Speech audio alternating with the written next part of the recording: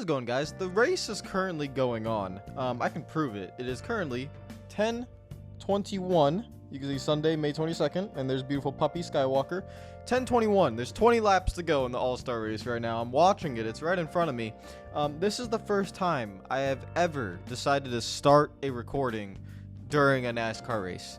That, I think, goes a long way to explain my thoughts on this race. As I watch right now, Ryan Blaney's currently in the lead, and he will not be passed. That is not going to happen. Whoever is in the lead will not be passed. This is just, it's quite sad, honestly. That's why I want to just get my thoughts out of the way. This is not going to be a normal race review. There's nothing to review.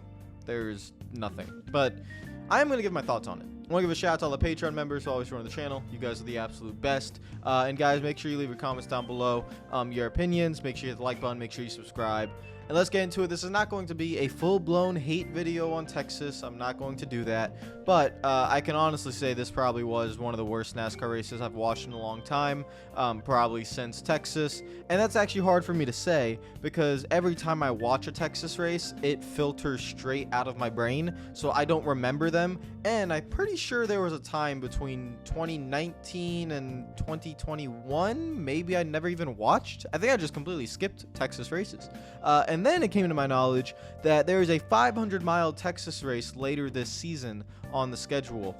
I have reviewed so far every NASCAR race of the season. I don't know how I can watch that race. I just don't. 500 miles around this track is going to end me.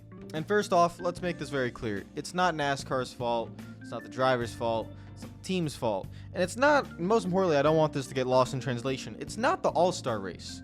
I love the All-Star race as an event, and I think it's had a few rough goes recently.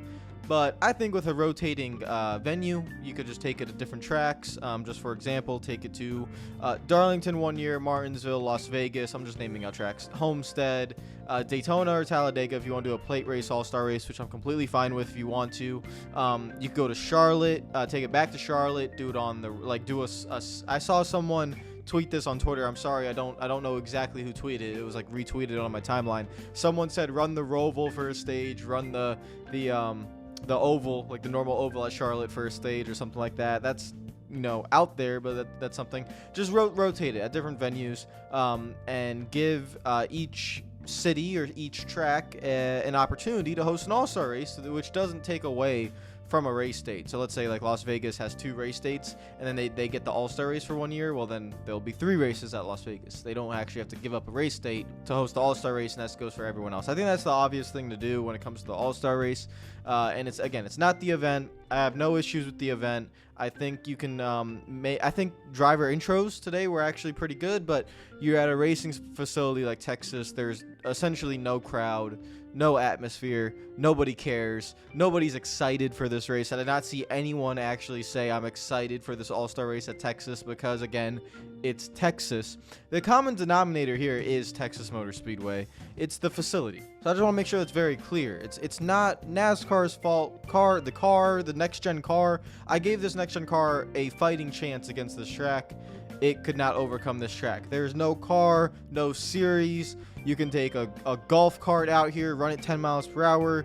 You could take 50 motorcycles, and it still wouldn't be a good race. Nothing would make this race or make this track acceptable. There's nothing. They have completely destroyed it, and it's nobody else's fault other than the leaders and those in charge of Texas Motor Speedway, whether SMI and the leader of SMI, which is Marcus Smith, whether it was his idea to do this, whether it was Eddie Gossage's idea, who is no longer the president of Texas Motor Speedway, which is a good thing because that guy's an absolute clown.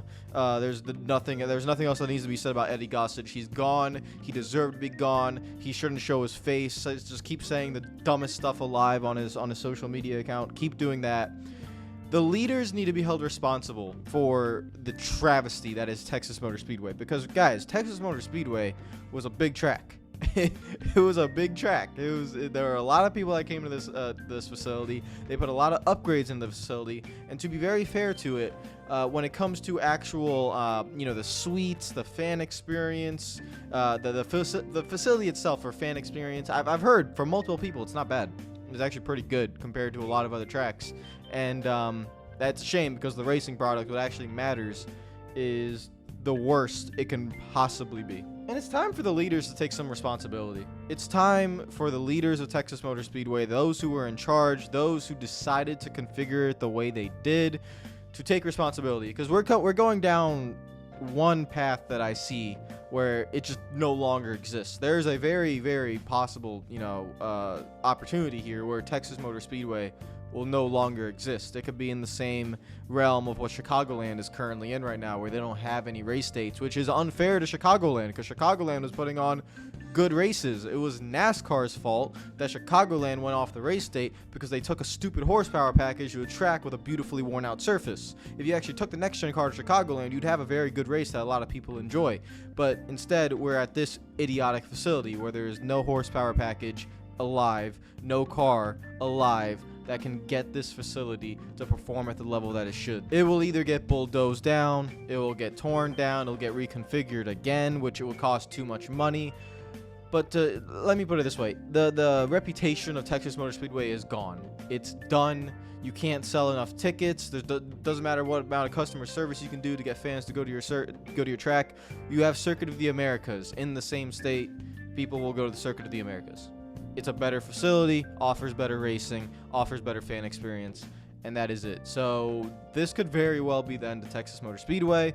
And like I said, those in charge, Marcus Smith, who's the head of SMI, if he had any influence on these changes, Eddie Gossage, who's no longer there, he won't say anything, but Eddie Gossage should be held fully accountable and responsible, and obviously his reputation is already tarnished because he's an idiot. First and foremost, that guy as a person is an absolute dumbass. Let's not just go into that any further. I'm not apologizing for that either. I'm usually a very nice, calm guy, but that guy, I don't want to meet him in real life. He's someone where if he looked at me and I would just not look at him, I would just walk straight forward. I imagine he wouldn't exist.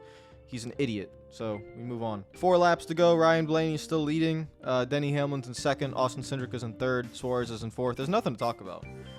Kyle Busch should have won this race. He was leading every lap, and he had a flat tire. Ross Chastain destroyed him because Chastain didn't know that Kyle Busch was slowing down like that. The rate of speed, the catching distance there was too high.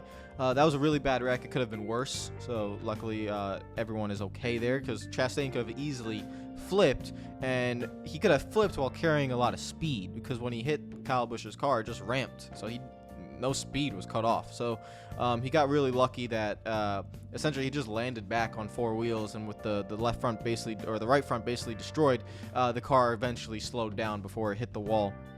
And Chase Elliott was caught up in that as well. But that was the main incident of the race, and the actual racing, guys, there's nothing to talk about. It's just the configuration of the track. There's nothing you can do, and the way they did it, the turn 1 and 2 is absolutely broken. I think 3 and 4 is actually not bad. I mean, you can have some okay racing in 3 and 4. It's just that it's too highly banked and too high speed compared to 1 and 2. So you're scrubbing off speed in 1 and 2. By the time you reach 3 and 4, you essentially just go full throttle. Even in this horsepower package on restarts. Ryan Blaney just took the white flag lap. I'm gonna end it there, guys. It's a short and sweet one. Ryan Blaney is going to win the All-Star race. Shout out to Ryan Blaney. He deserves it.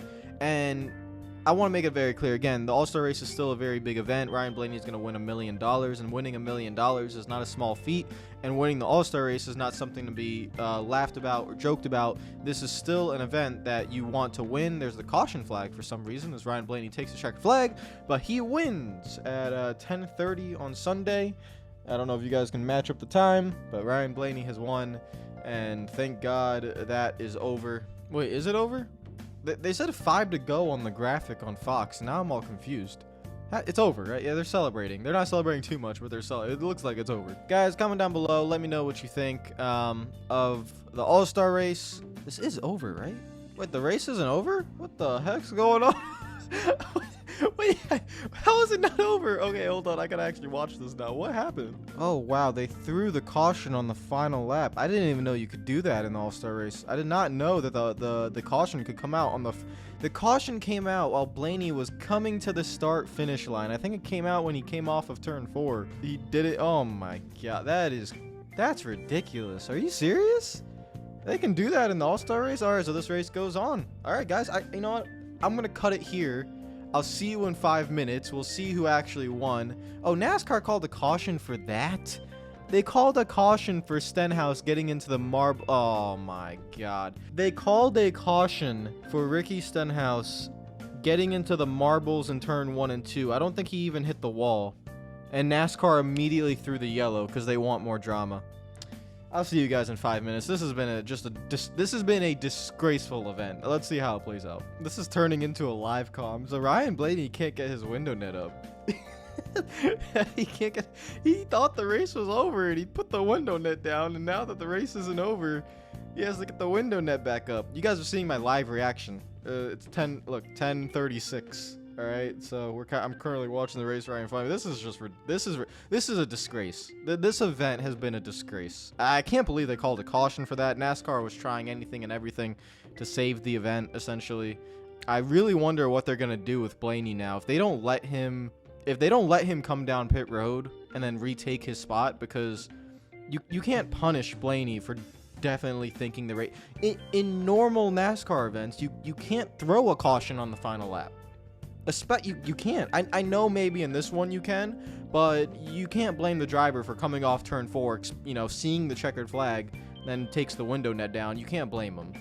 So they gotta let him keep his spot. Let's see what happens. Well, you guys already know what happened. You're just seeing my live reaction, and this is insane to me. I will say, I'm starting to regret recording before the event ended. This might be turning into some pretty interesting content right now, but this is why I have never, in the last 6 years of doing YouTube, started recording a race review before the race ended. I thought I'd do it tonight, and now I'm in a pickle here because I don't know what's going on. I shouldn't never do it again. Just always start recording when the race ends. Okay, looks like he got it. You got it? Yeah, he got it. All right, thank God.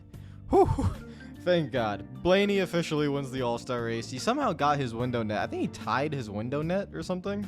He didn't get it fully back up, but he did something. And got the window net to be all right. And Ryan Blaney wins the All-Star race. Thank the Lord, because that would have been the ultimate screw job of screw jobs.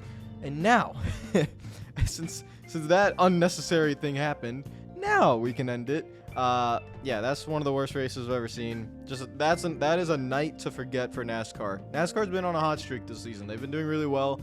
The next gen car is great. I don't have any issues with it. Yeah, this is just, put it in the back of your mind. It'll just filter straight in, straight out. Forget about it and move on. I'm not saying forget about it. Like I said, there has to be consequences for Texas Motor Speedway as a facility. That is true. And that right there, the end of that race, NASCAR Race Control should be ashamed of themselves for even thinking about throwing out that caution for Stenhouse, who essentially just got in the marbles, didn't hit the wall, just got in the marbles. Yeah, that's just a shame. They were desperate to try to create drama for the event. So they just awful on their part, awful on the track's part. Just a night to forget, and I feel bad for people who spent their money to go there, but it is what it is. See you guys tomorrow. Take care of yourselves. Comment down below. Hopefully you enjoyed my post live reaction, I guess, to the race. Take care of yourselves, and hopefully I never have to review another Texas race again. I can't do the one later this season. I'm sorry. Peace out.